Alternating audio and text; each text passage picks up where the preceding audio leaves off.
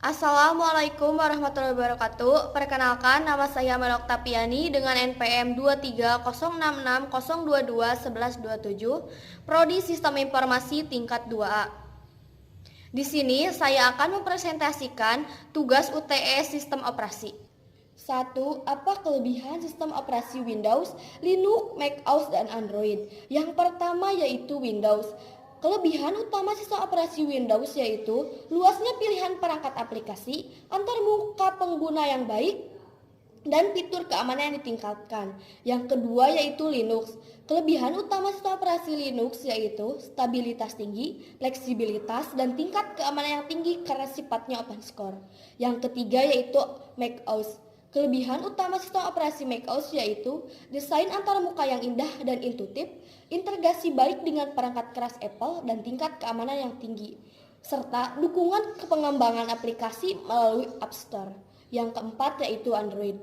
Kelebihan utama sistem operasi Android yaitu fleksibilitas dalam hal perangkat keras, akses mudah kepada berbagai aplikasi melalui Play Store, dan kemampuan untuk melakukan personalisasi melalui tema dan widget. 2. Menurut pandangan Anda, mengapa sistem operasi Linux tidak bisa mengalahkan kepopuleran sistem operasi Windows dari sudut pandang masyarakat umum? Yang pertama yaitu kompatibilitas perangkat lunak. Meskipun ada banyak alternatif perangkat lunak open source yang tersedia pada Linux, beberapa aplikasi populer masih lebih dioptimalkan untuk Windows. Ini membuat beberapa pengguna lebih merasa nyaman menggunakan Windows. Yang kedua, dukungan perusahaan. Perusahaan-perusahaan besar cenderung memberikan dukungan resmi untuk Windows, baik dalam perangkat keras maupun perangkat lunak. Ini membuat pengguna bisnis lebih memilih Windows untuk konsentrasi dan dukungan teknis yang lebih baik. Yang ketiga, kesadaran merek. Windows telah menjadi nama yang dikenal luas di kalangan masyarakat umum selama bertahun-tahun. Sementara Linux masih dianggap sebagai sesuatu yang lebih teknis dan kurang dikenal oleh pengguna awam. Yang keempat, pengalaman pengguna. Antarmuka pengguna Windows telah berkembang selama bertahun-tahun dan manjak pengguna yang terbiasa dengan cara kerjanya. Meskipun Linux telah memperbaiki antarmuka penggunanya, masih ada kurva jalan yang curam bagi pengguna yang terbiasa dengan Windows. 3. Jelaskan proses dalam sistem operasi. Yang pertama, penciptaan. Proses dimulai melalui perintah pengguna atau inisiatif sistem operasi. Misalnya saat pengguna menjalankan program atau sistem memulai layanan. Yang kedua, pengalokasian sumber daya. Sistem operasi mengalokasikan sumber daya yang diperlukan seperti memori, CPU, ruang disk agar proses dapat berjalan. Yang ketiga, eksekusi. Proses dieksekusi oleh CPU sesuai dengan instruksi dalam program terkait. Jadwalan. Sistem operasi menjadwalkan proses untuk memastikan penggunaan waktu CPU secara adil dan efisien menggunakan algoritma penjadwalan. Yang pemantauan dan pengendalian. Sistem operasi pemantauan proses memastikan kelancaran eksekusi dan menangani kesalahan atau kegagalan. Yang keenam, penyelesaian. Proses selesai saat program selesai dieksekusi atau dihentikan oleh pengguna atau sistem operasi. Proses juga dapat dihentikan jika terjadi kesalahan atau kekurangan sumber daya. Yang ketujuh yaitu pembebasan sumber daya. Setelah proses selesai, sistem operasi membebaskan sumber daya yang dialokasikan seperti memori dan waktu CPU agar dapat digunakan oleh proses lain. 4. Jelaskan istilah ready, running, block dalam sistem operasi. Yang pertama yaitu ready atau siap. Proses dalam status siap berarti proses tersebut telah diinisialisasi, telah diberikan sumber daya yang diperlukan, dan siap untuk dieksekusi oleh CPU. Namun, proses ini belum mendapatkan waktu CPU karena mungkin ada proses lain yang sedang dieksekusi. Yang kedua, running atau berjalan. Proses dalam status berjalan berarti proses tersebut saat ini sedang dieksekusi oleh CPU. CPU secara aktif menjalankan instruksi-instruksi yang terkait dengan proses tersebut. Yang ketiga, blok atau terhalang. Proses dalam status terhalang berarti proses tersebut tidak dapat melanjutkan eksekusi sampai beberapa kondisi tertentu terpenuhi.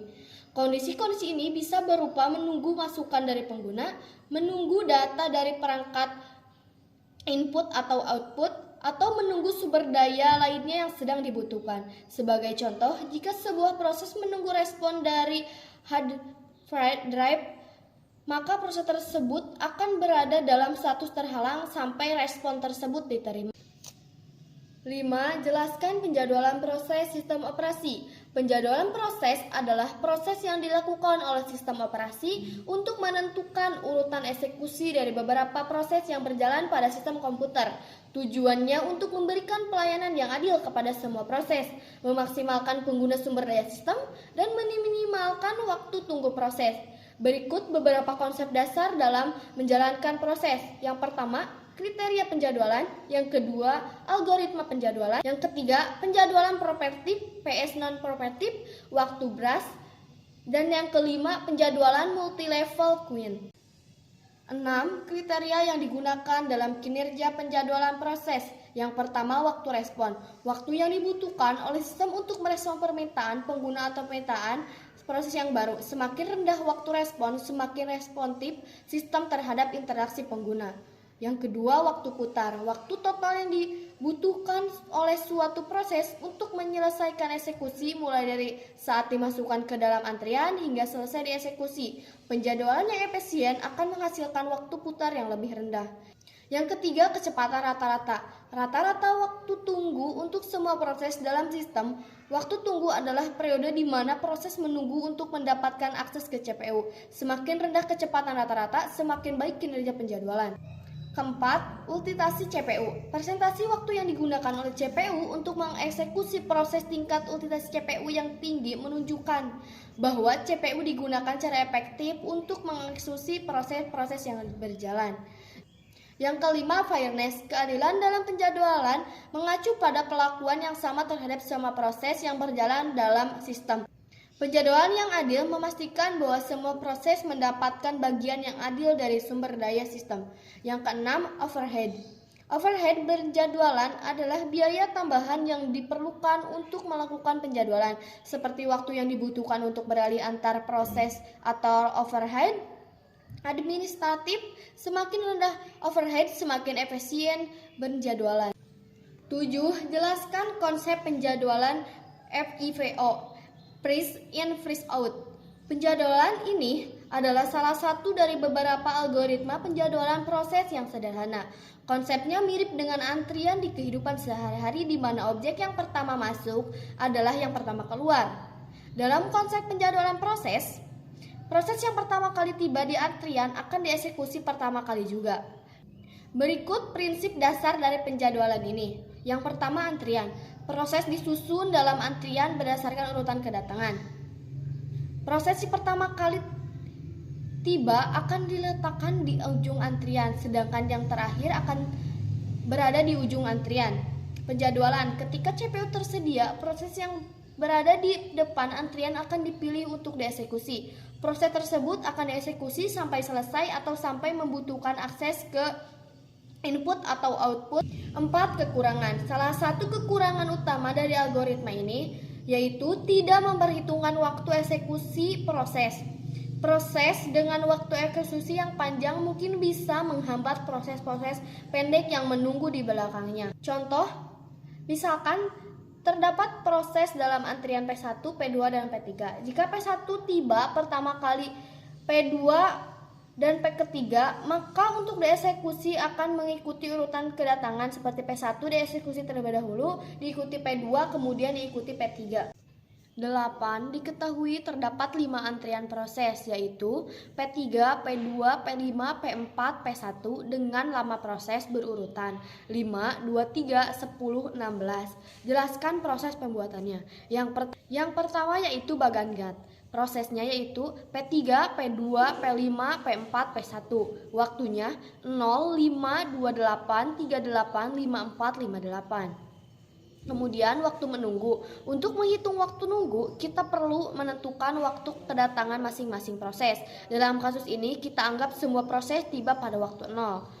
Waktu tunggu untuk setiap proses adalah selisih antara waktu dimulainya dieksekusi proses dan waktu kedatangan proses tersebut. Jadi P3 0, P2 5 dikurangi 0 sama dengan 5, P5 28 dikurangi 23 sama dengan 5, P4 38 dikurangi 23 15, P1 54 dikurangi 23 sama dengan 31. C. Waktu tunggu rata-rata. Untuk menghitung waktu tunggu rata-rata, kita jumlahkan waktu tunggu dari semua proses dan kemudian bagi dengan jumlah total proses. Waktu tunggu rata-rata 0 ditambah 5 ditambah 5 ditambah 15 ditambah 31 per 5 sama dengan 58 per 5 sama dengan 11,2. Jadi waktu tunggu rata-rata adalah 11,21